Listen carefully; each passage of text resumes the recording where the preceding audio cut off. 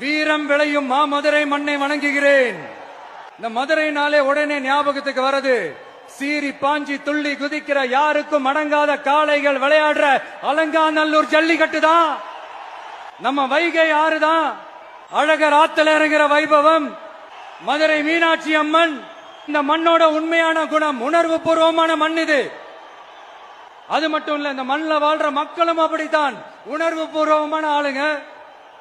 நான் இந்த மண்ணில் கால் எடுத்து வச்ச உடனே ஒரே ஒருத்தரை பத்தி தான் மனசுக்குள்ள ஓடிக்கிட்டே இருந்தது. அவர் யாருன்னு உங்களுக்கும் தெரிஞ்சிருக்கும்.